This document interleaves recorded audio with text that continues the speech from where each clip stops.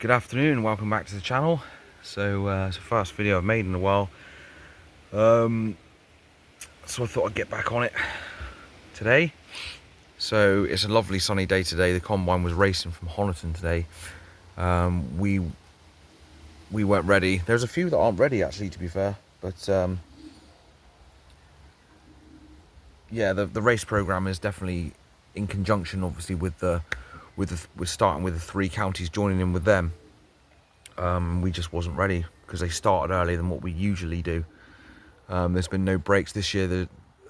Last year there was breaks, but this year there isn't. I'm not complaining at all because the way this combine is run is light years beyond what it was before. But yeah, we just set back a couple of races. But the silver lining is the fact that there's definitely a lot of short races we can jump in on. Like today, there's a Honiton. Next week, there's a Yeovil, and then it's back to Honiton. We have got the choice. We are a member of the 3 counties. We will try and get them in to as many races as we can, and see if we can get into with the 3 counties. So today they've had a 12-miler. It is Saturday. We've been training the last couple of Saturdays just to catch up, just to get them a bit more progression into them, and it's working. They're coming well from training, although we have lost a fair few pigeons training since we've started. We started off with 63 birds and we're down to 46. We lost one this morning, yet another grizzle. So we started off with 9 grizzles and we're down to 4. It's not all hawks, obviously. They could have been hit wires or whatever, but we've been hammered by the hawks this year, especially with sparrowhawks. It's been the worst year for it. The Youngbirds were going through a torrid time at the start. That set them right back. That did let them out for 2 weeks because they were just constantly getting hammered by the sparrowhawk. And training, they were getting attacked by the peregrines. We've lost a fair few, and it's definitely been the worst season for hawk attacks this year. So we got 46. And we've got 2 more toss points to go to, and we'll be getting into the next Honiton and see how we get on.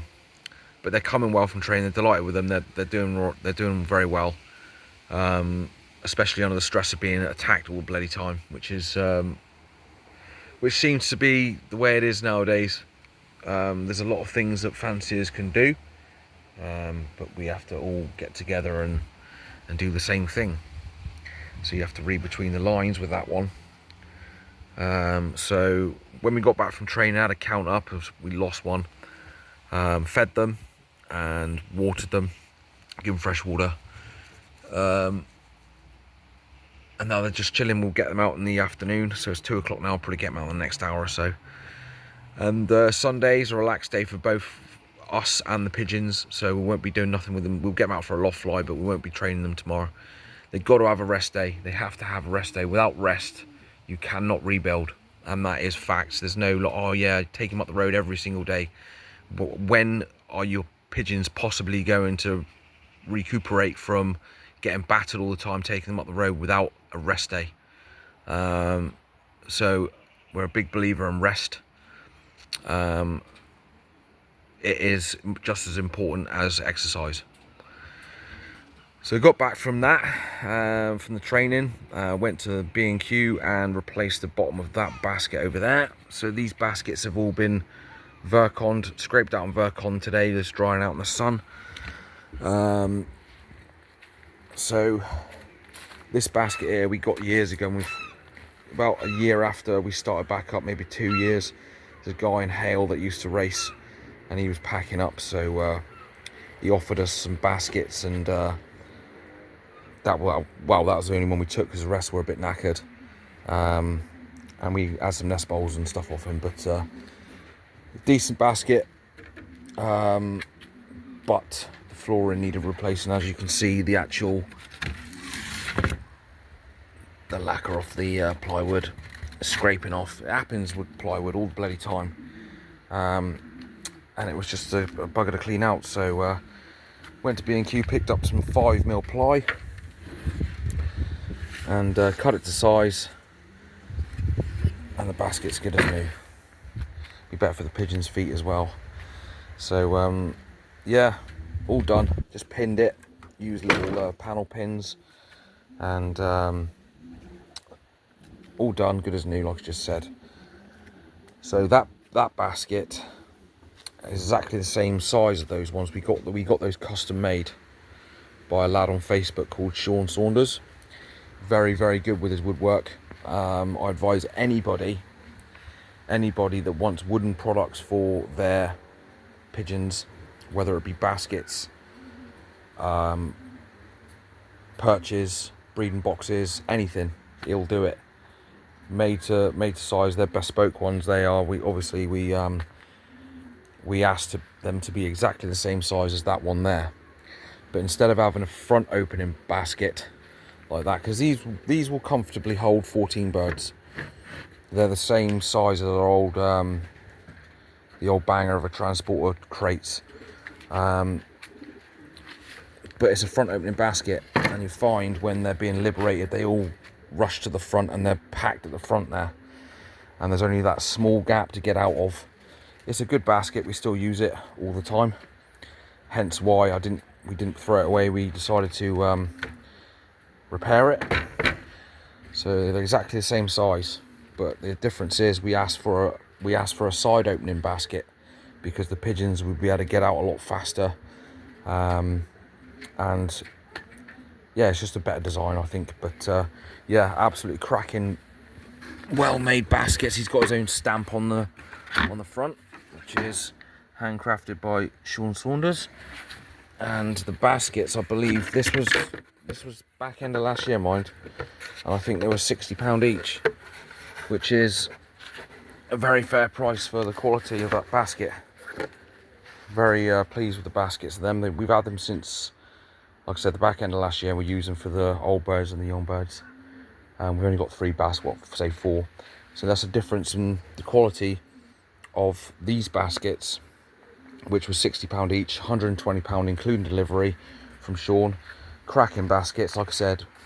We definitely recommend him for anything wood-wise in your loft, whether it literally be drinker stands or anything you wish for. Just give him a call and he'll sort you out. Yeah, he's a nice chap as well.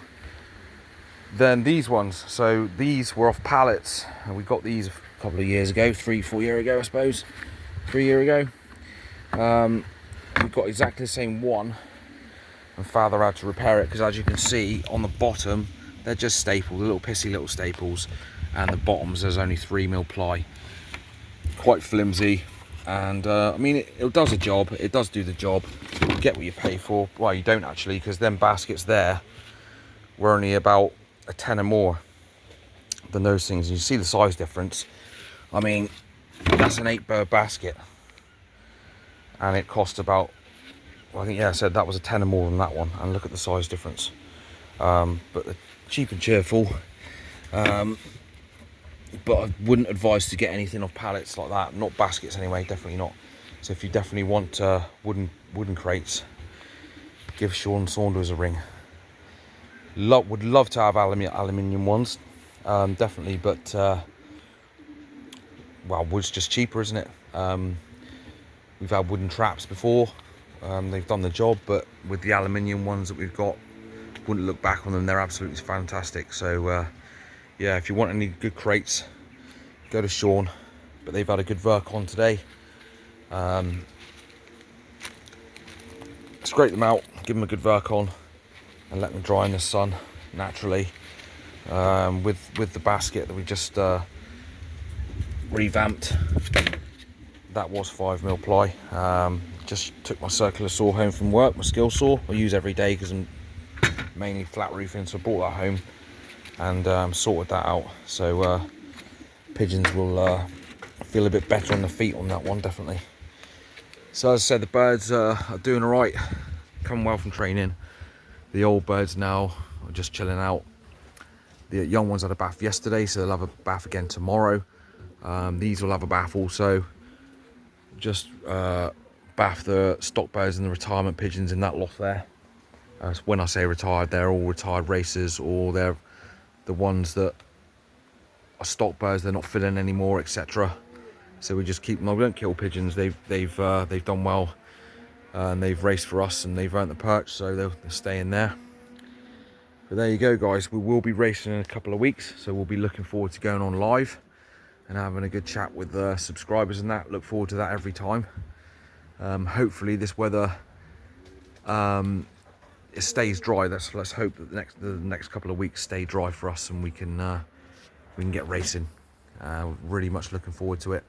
With the 47 that are left, it's just a shame that we've lost so many training and around the loft, and the grizzles are just going. They're getting picked off, which is a shame because we bought in a lovely Leaderman cock from Clive and John Jackson, and he's a cracker, son of inbred boar, and we paired him to a checker hen, which is a direct daughter of Rambo.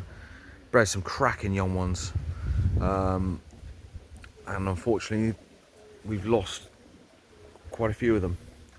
So we've got 4 left, 4 grizzles left. They're not all from that pair, but yeah, they're not, obviously with 9 grizzles in the team of, there's only 4 reds in there, a couple of pieds, and they just stand out, don't they, grizzles? So yeah, hopefully there's a few there to get on the road and race and see if we can keep hold of some.